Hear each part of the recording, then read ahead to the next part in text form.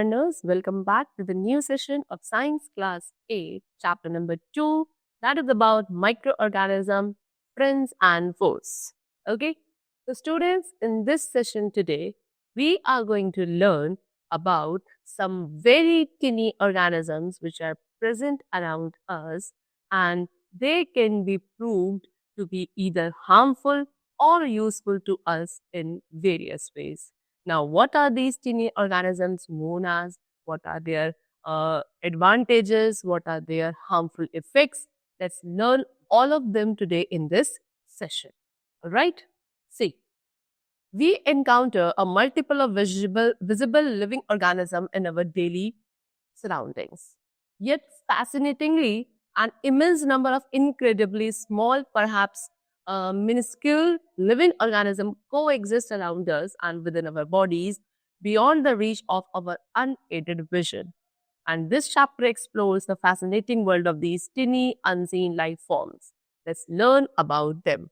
The student, same which I have told you, कि हमारे surroundings में काफी सारे मल्टीट्यूड है लिविंग ऑर्गेनिजम्स के and they are visible also but इसके अलावा फैसिनेटिंगली काफी इमेज नंबर के छोटे छोटे से and means living organisms are there जो एग्जिस्ट करते हैं even within our body also they exist but they are beyond the reach of our vision means what that we cannot see them with our naked eyes alright so इस chapter में हम उन्हीं fascinating टिनी organisms को या life forms को discuss करेंगे which exist around us.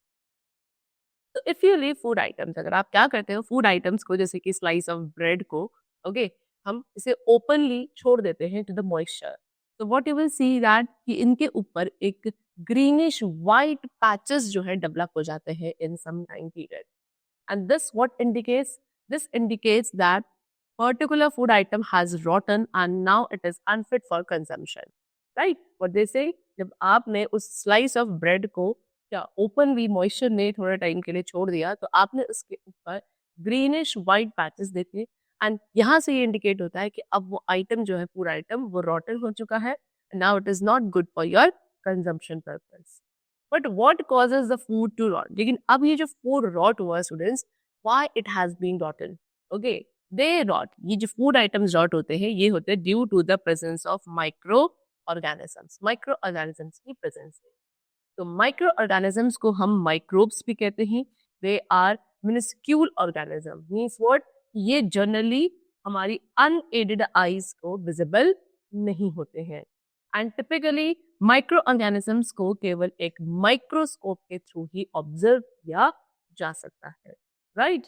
In the year 1674 year में एक डच साइंटिस्ट थे whose name was Antony van Leeuwenhoek.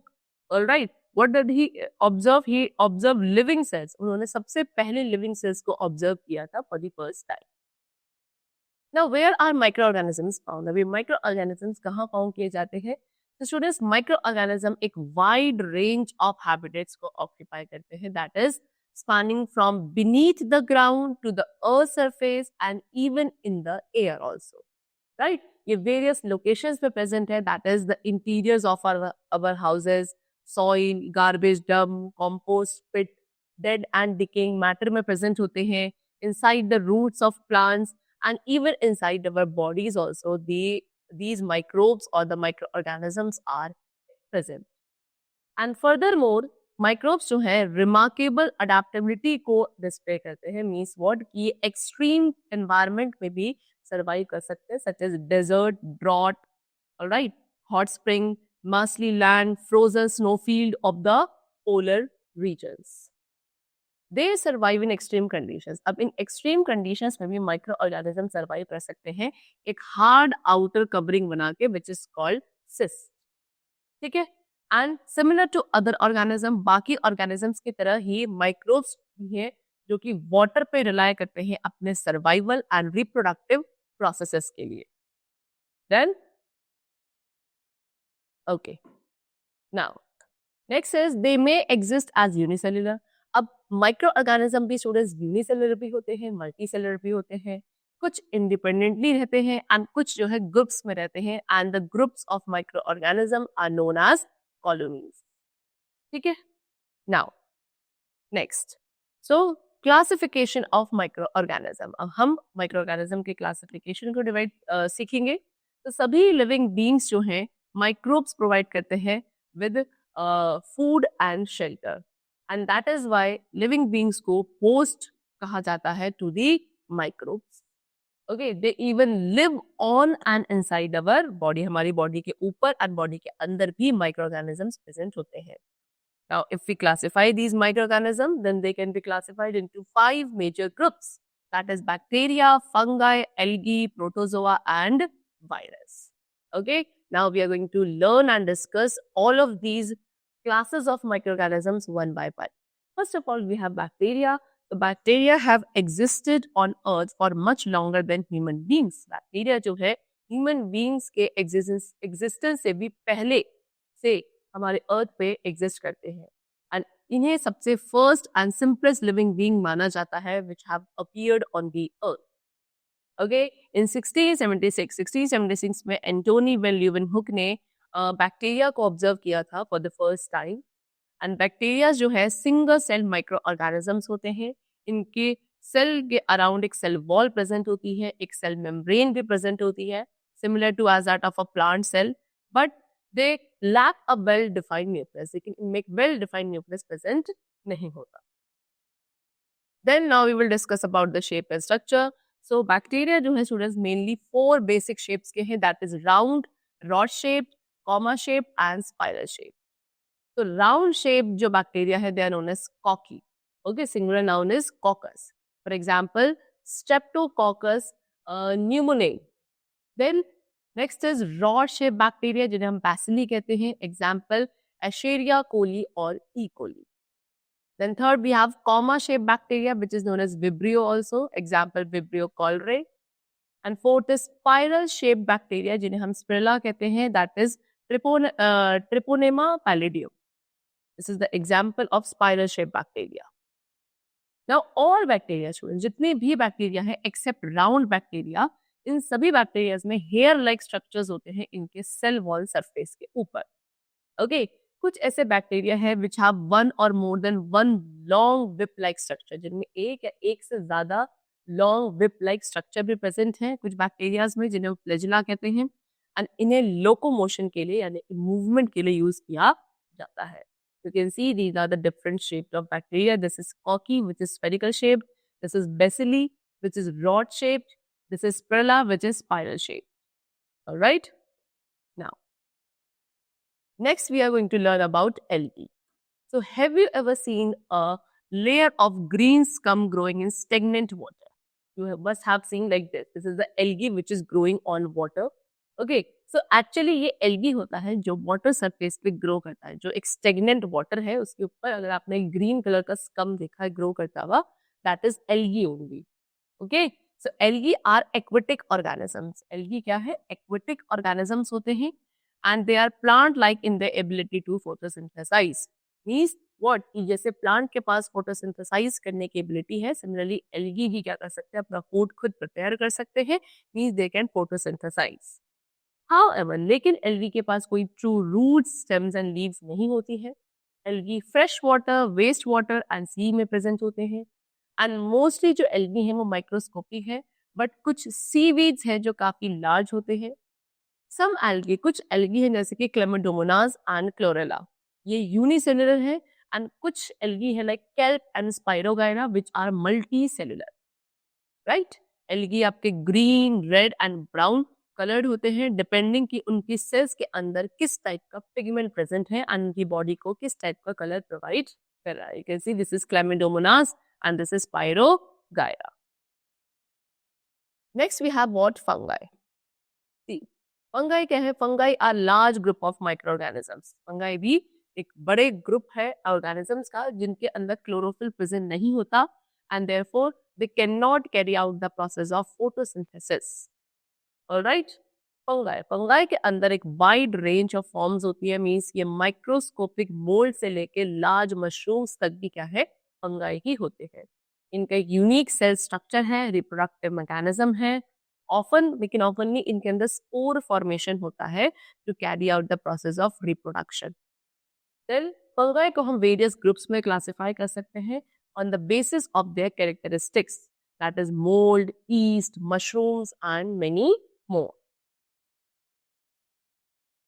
Now, fungi are either parasitic. See, one more quick insight they have given you that the common bread mold, जो common bread mold है उसे हम rhizopus कहते हैं, and इनको characterise किया जाता है इनकी रैपिड ग्रोथ से, मीन्स ये बहुत जल्दी ग्रो करते हैं एंड इनकी फजी अपीयरेंस होती है सरफेस पर of decaying organic matter, okay, जिसे पर्टिकुलरली ब्रेड, फ्रूट्स या वेरियस अदर फूड आइटम्स के ऊपर. You can see this is the rhizopus. Next, fungi are either parasitic और सेप्रोफाइटिक. अब फंगाई या तो पैरासिटिक होते हैं या सेप्रोफाइटिक होते हैं.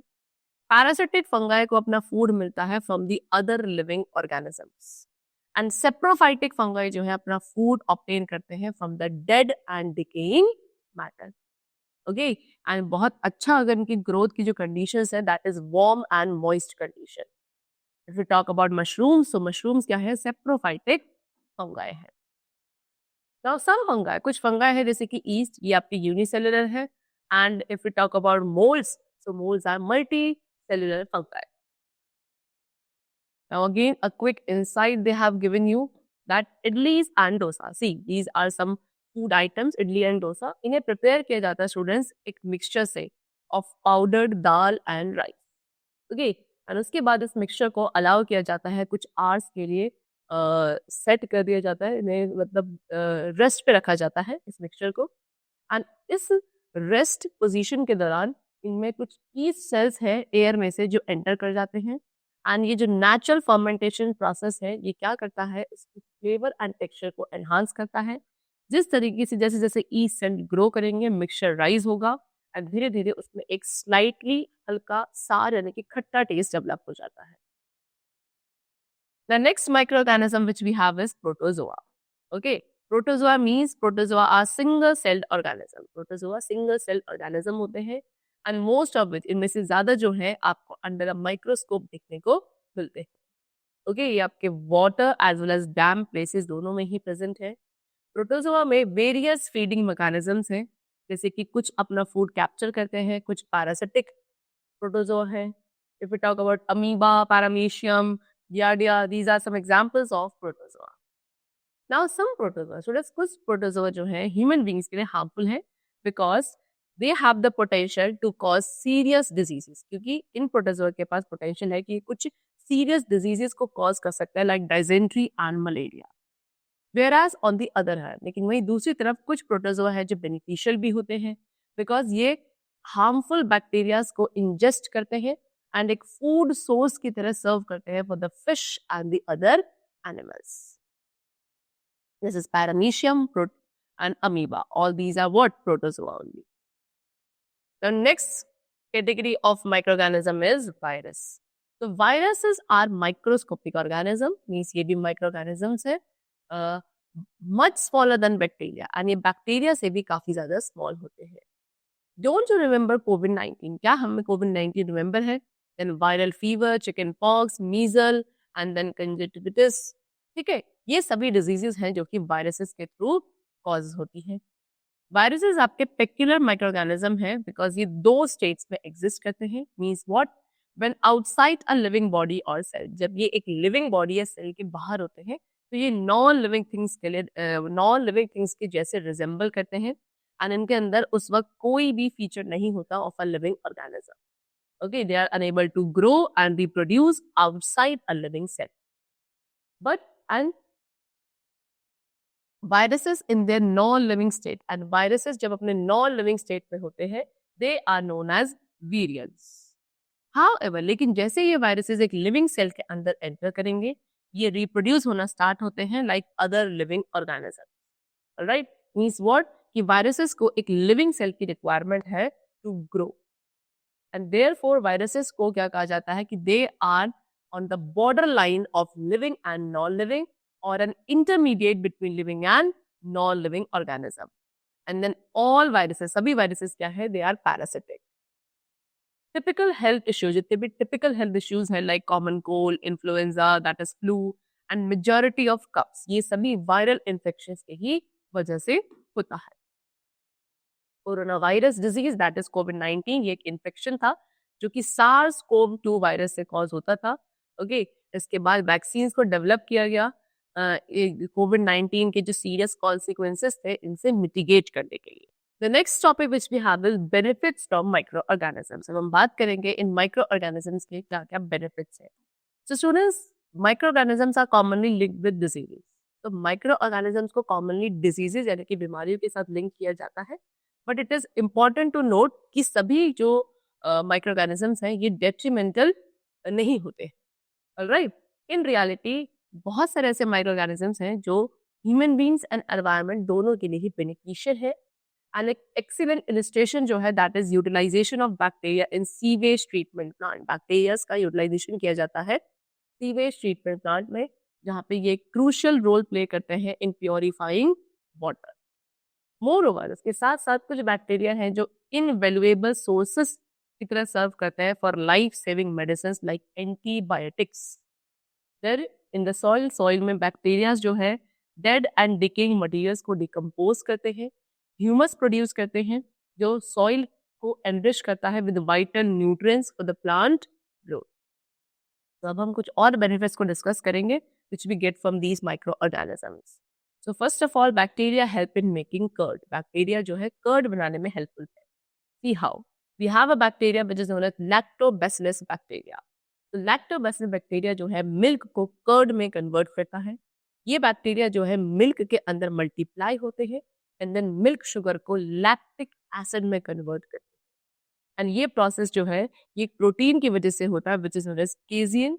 एंड ये प्रोटीन मिल्क में प्रेजेंट है जो कि क्या करता है, कोएगुलेट करता है to form curd. Lactic acid जो इस प्रोसेस के अंदर प्रोड्यूस होता है यही कर्ड को उसका सार टेस्ट प्रोवाइड करता है। Okay, the next we have yeast. Yeast help करता है इन मेकिंग ब्रेड। सो जो केक्स आना ब्रेड खाते हैं दे आर प्रोड्यूस्ड और they prepared with the help of yeast.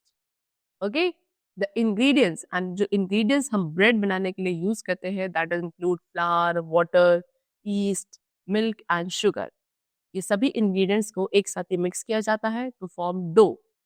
Okay, and then yeast cells जो है वो रिप्रोड्यूस करते हैं very rapidly at suitable temperature. ठीक है, जितना भी शुगर डो के अंदर प्रेजेंट है ये उसे कंज्यूम करते हैं and then carbon dioxide gas produce करते हैं। यही कार्बन डाइऑक्साइड उस डो के अंदर ट्रैप हो जाती है in the form of gas bubbles. And इसके लाइटर नेचर की वजह से, क्योंकि ये काफी हल्की होती है, तो गैस राइज करती है एंड डो जो है वो भी राइज होने लगता है। When the bread is baked, उसके बाद जब ब्रेड बेक करी जाती है गैस बबल्स जो है वो बर्स्ट हो जाता है जिसकी वजह से कार्बन डाइऑक्साइड गैस जो है वो बाहर निकल जाती है। और इसी वजह से आपको केक्स एंड ब्रेड्स के ऊपर होल्स मिलते हैं जो उस केक एंड ब्रेड को पोरस एंड स्पॉन्जी बनाते हैं। Alright, Now third we have yeast helps in brewing alcohol also. अब yeast जो है अल्कोहल ब्रीव करने में भी हेल्पफुल है। मींस yeast को यूज किया जाता है अल्कोहलिक बेवरेजेस बनाने के लिए भी, from barley, wheat, rice and fruits. And the process, वो प्रोसेस जिससे अल्कोहलिक बेवरेजेस को प्रोड्यूस किया जाता है उसे जनरली हम कहते हैं फर्मेंटेशन प्रोसेस।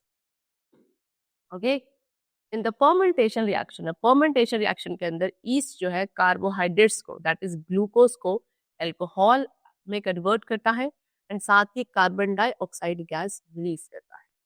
मींस जो आपके कार्बोहाइड्रेट्स प्रेजेंट है they are converted into alcohol plus carbon dioxide by the action of east.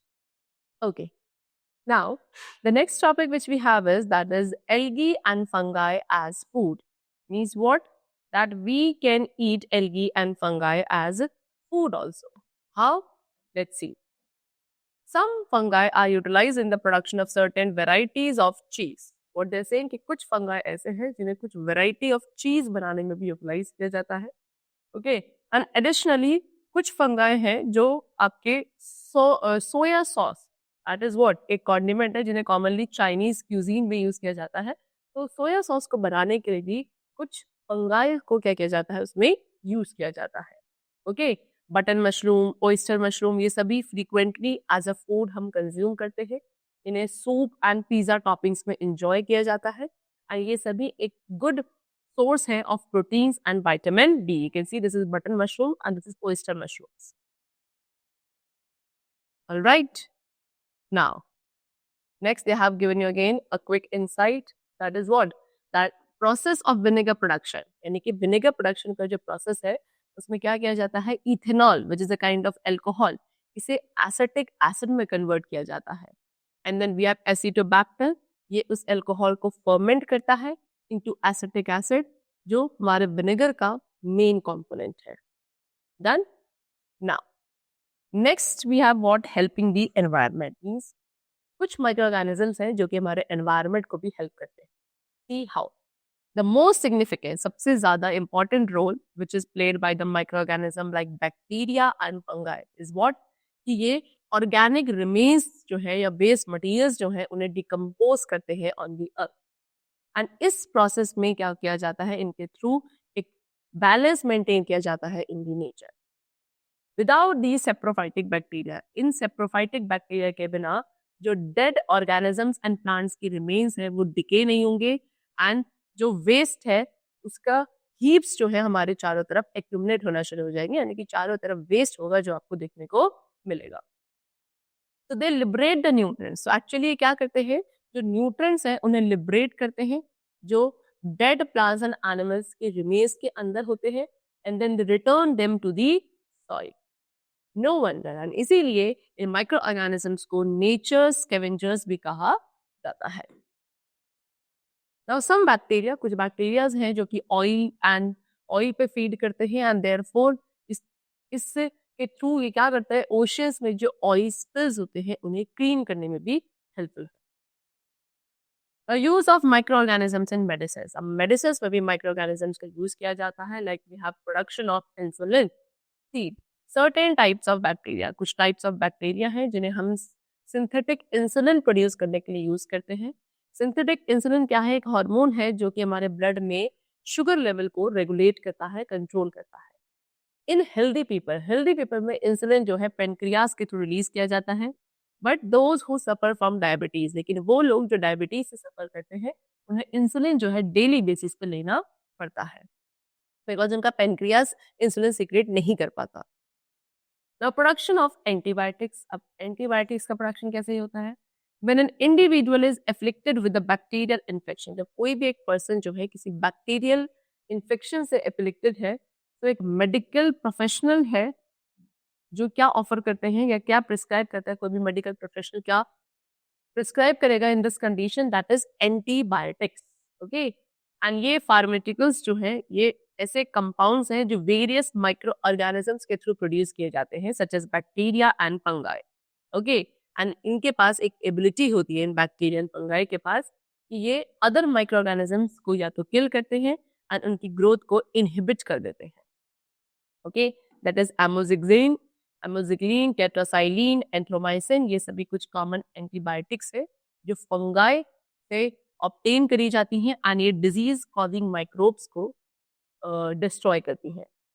Then antibiotics को हम बैक्टीरियल डिजीज कंट्रोल करने के लिए भी यूज करते हैं in the plants and animals.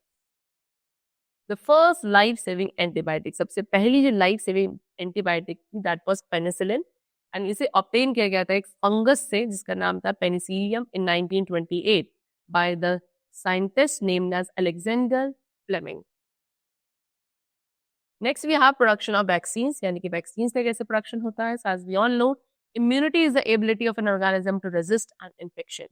किसी भी एक पर्सन की एबिलिटी कि वो इन्फेक्शन को कितना रेजिस्ट कर सकता है that is known as his और her immunity.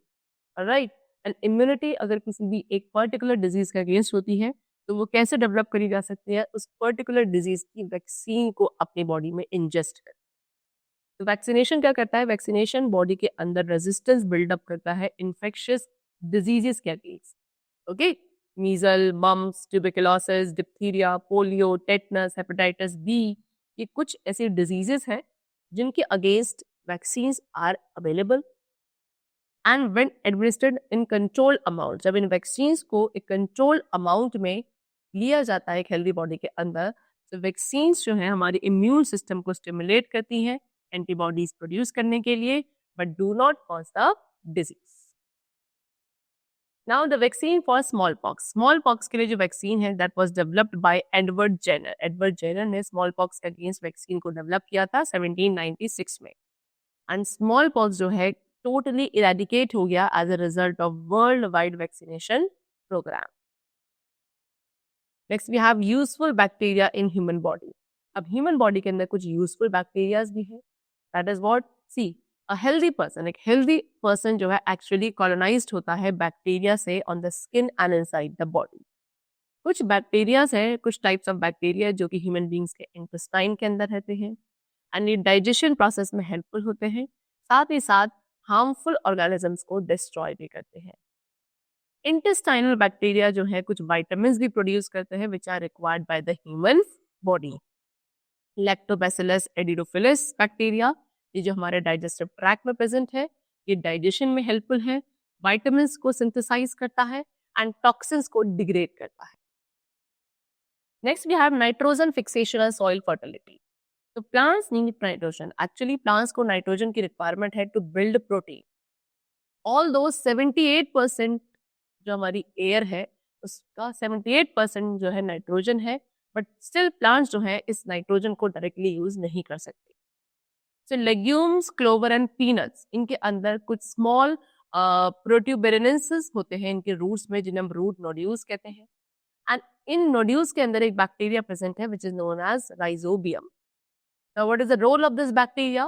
That this bacteria change atmospheric nitrogen. ये बैक्टीरिया जो है जो कि इन लेग्यूम्स के या क्लोवर एंड पीनट्स जैसे प्लांट्स की रूट नोड्यूल्स में प्रेजेंट होता है, ये एटमॉस्फेरिक नाइट्रोजन को नाइट्रोजन के कंपाउंड्स में कन्वर्ट करता है सच एज नाइट्रेट्स, जिसकी वजह से सॉइल एनरिच होती है वाइटल नाइट्रोजन न्यूट्रिएंट से एंड इसे फर्टाइल बनाती है.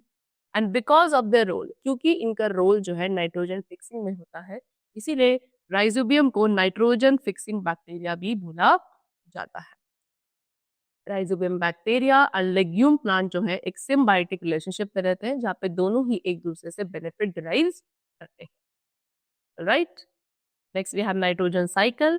सो the air we breathe, okay, जो एयर हम ब्रीथ करते हैं मोस्टली किससे? नाइट्रोजन से बनी है. Around 78% of our air is nitrogen only. Nitrogen water bodies में भी प्रेजेंट है.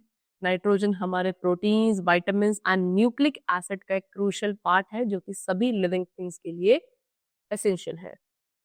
द वे नाइट्रोजन मूव्स, वो वे या वो तरीका जिसमें नाइट्रोजन हमारे living and non living parts जो है एनवायरनमेंट में उनके अराउंड एक सर्कल में मूव करता है, उस वे को कहा जाता है nitrogen cycle.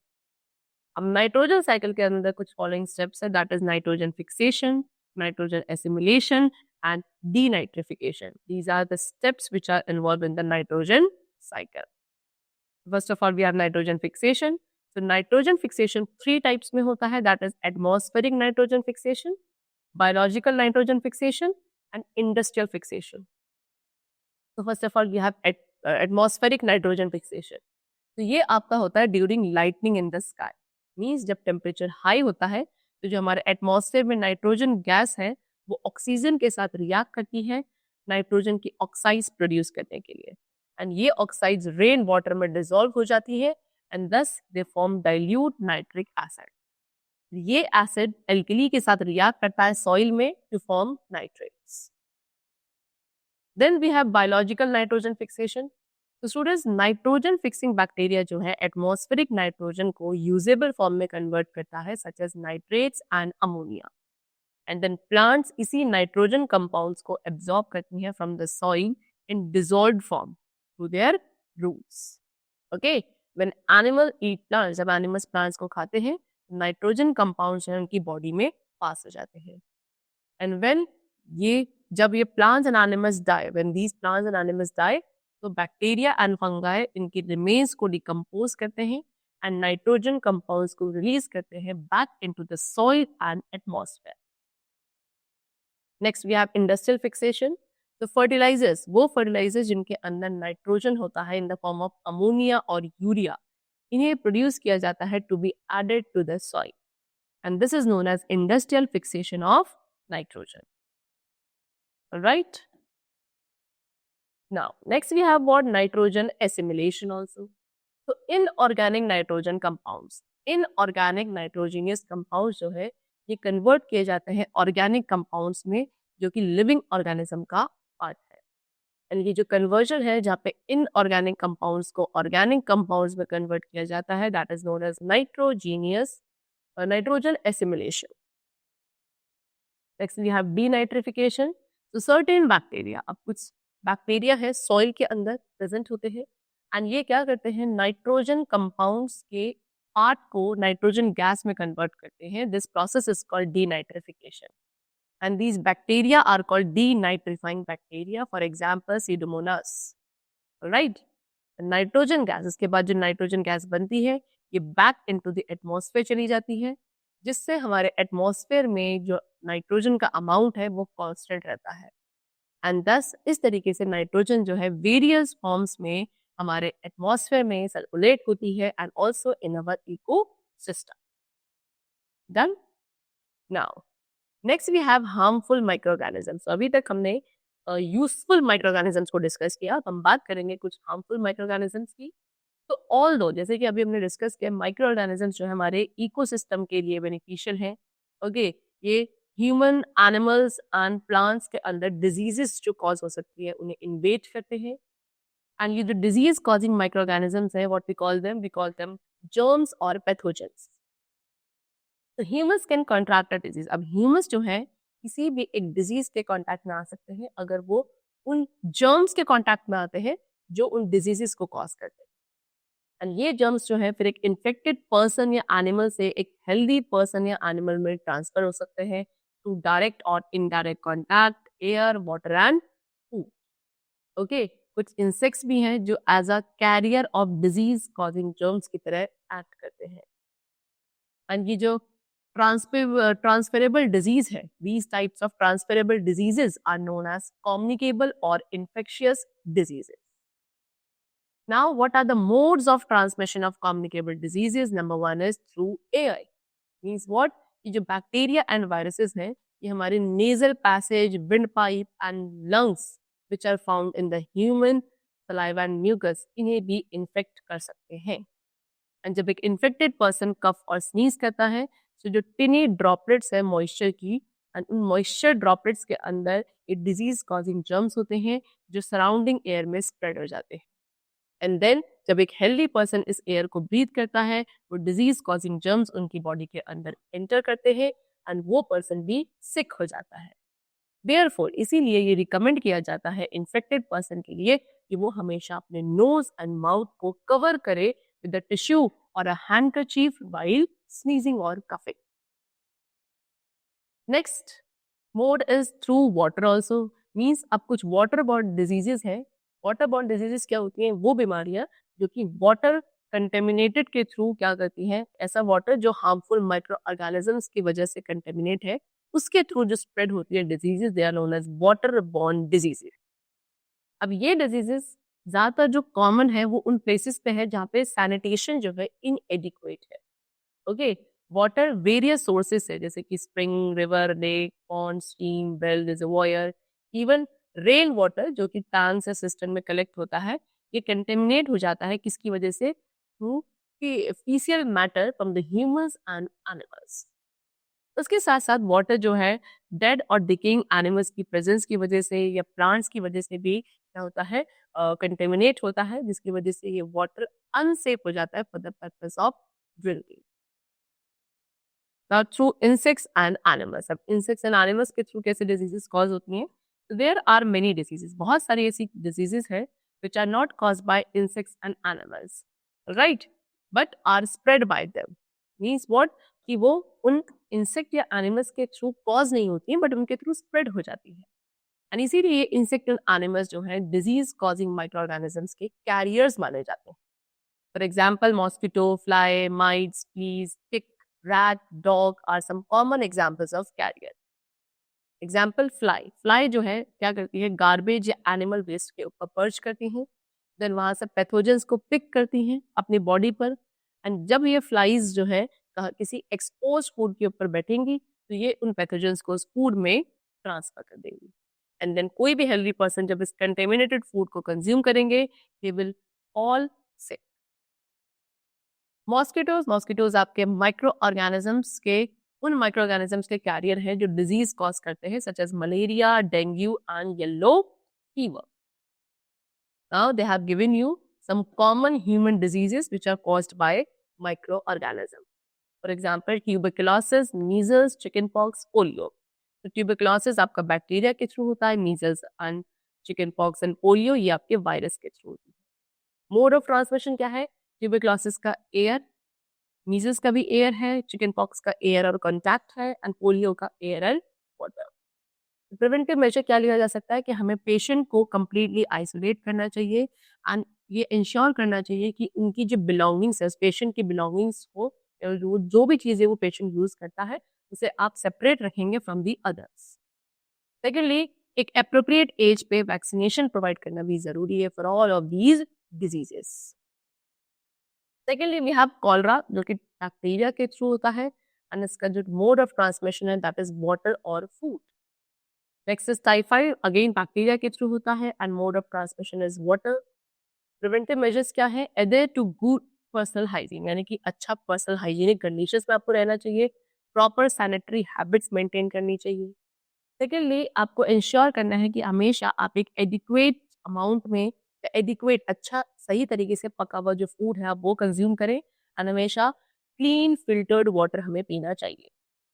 Again, receive the necessary vaccinations also. Next is hepatitis A, which is caused by virus and the mode of transmission is water.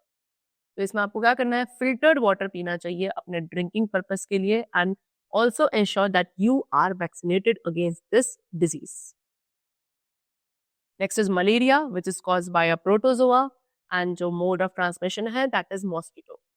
तो हमें क्या मॉस्किटो नेट्स एंड रेपलेंट्स को यूटिलाइज करना चाहिए, इंसेक्टिसाइड्स को अप्लाई करना चाहिए. मॉस्किटो ब्रीडिंग जो है, मॉस्किटो आपके आसपास ब्रीड ना करे, आप इसे प्रिवेंट करेंगे कैसे?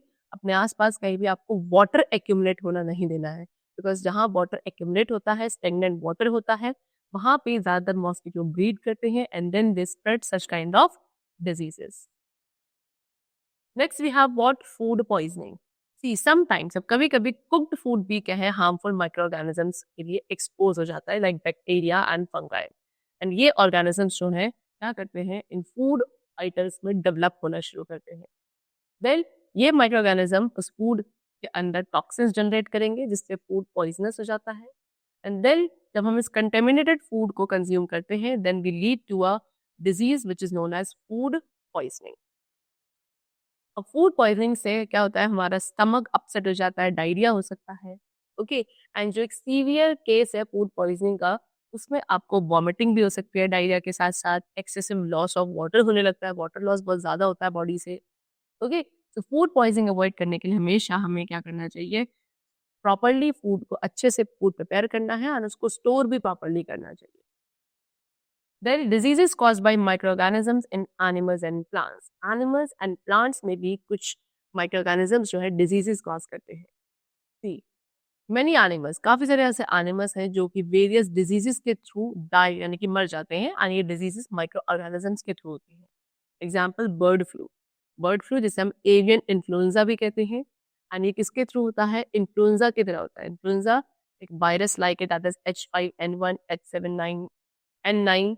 ओके, ये सब बर्ड्स को इन्फेक्ट करते हैं सारे वायरस.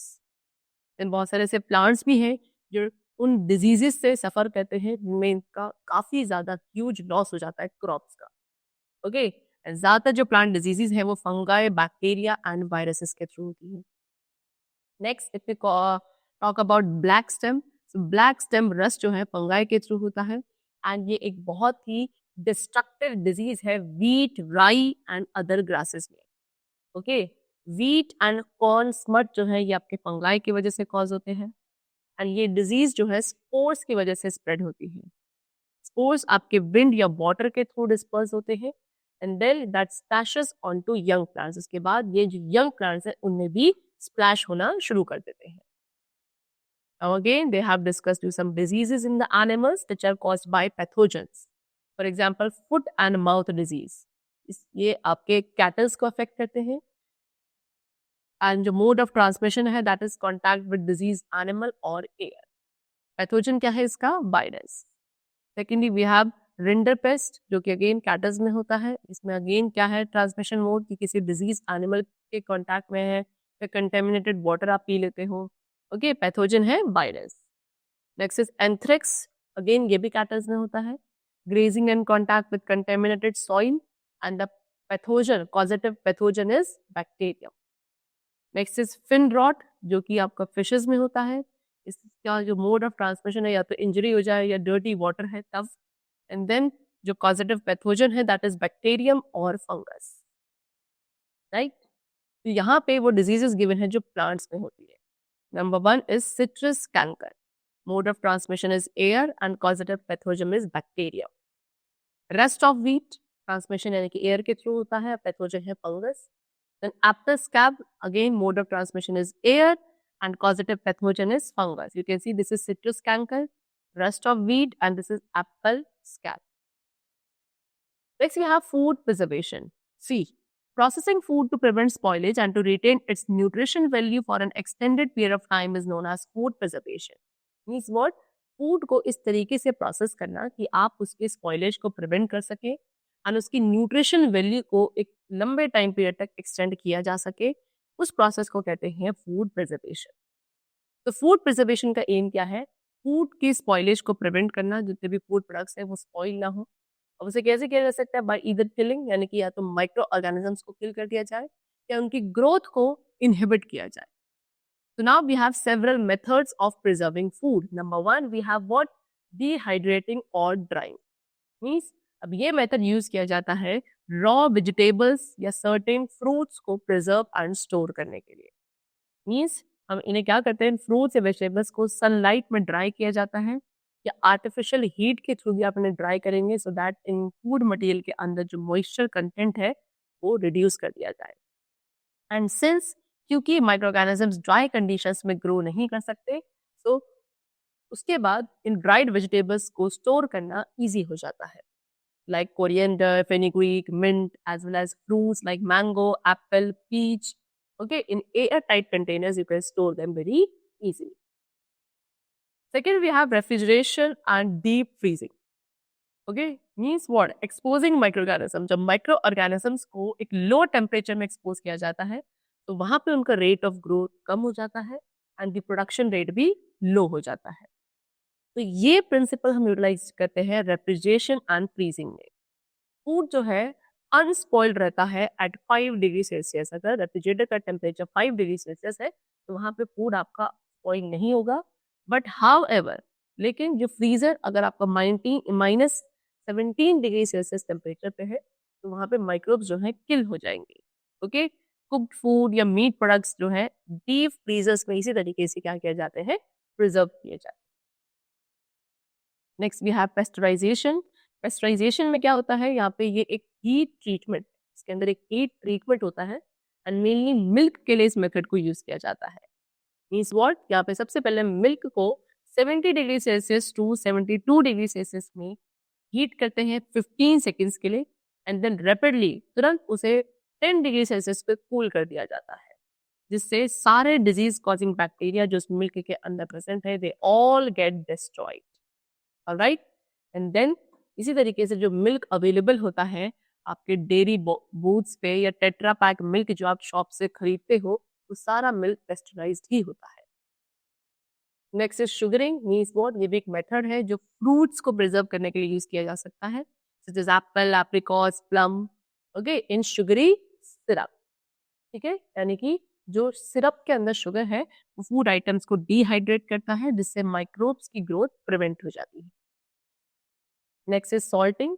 सॉल्ट जो कि एक नेचुरल फूड प्रिजर्वेटिव है, ये फूड में से जितना भी मॉइस्चर है उसे बाहर करता है as well as microorganisms जो सेल्स है, ठीक है, जो माइक्रो ऑर्गेनिजम्स के सेल्स है उसमें से भी मॉइस्चर को क्या किया जाता है, बाहर कर दिया जाता है जो उस फूड के अंदर प्रेजेंट हो सकते थे by using salt as a natural food preservative. Then जब मॉइस्चर वहां पे कम होता है तो वो सारे ऑर्गेनिजम्स मर जाते हैं एंड फूड स्पॉइलेज को प्रिवेंट किया जा सकता है। सॉल्ट को कॉमनली हम फिश, मीट या पिकल्स जैसे फूड आइटम्स प्रिजर्व करने के लिए यूज करते हैं। Next we have chemical preservation. Means what? when examining the ingredient labels of various preserved food items. तो जब आप बहुत सारे अलग अलग प्रिजर्व फूड आइटम्स है, जब आप इनके इंग्रेडिएंट लेवल्स को पढ़ेंगे तो आपने देखा होगा वहाँ पे कुछ केमिकल्स के नेम होते हैं, like sodium benzoate, sorbic acid, sodium metabisulphite, citric acid etcetera. ये सभी केमिकल्स जो हैं इनके अंदर क्या होता है, इनके पास एक एबिलिटी है कि ये बैक्टीरिया की एक्टिविटीज को रोकते हैं या उन्हें किल करते हैं. एंड देयरफॉर इन केमिकल्स को what we call them preservatives.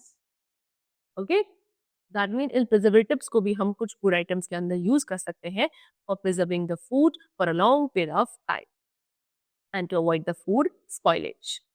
That's all for the chapter. These were the different types of microorganisms with their useful and harmful effects in our everyday life. Then we have discussed the whole concept of food preservation, and how can we preserve the food with the help of various methods. All right. I hope you must have understood the chapter very carefully. It was a kind of very nice session which we had. So let's meet in the next session with a new and exciting topic. So then keep going well, and thanks to everybody.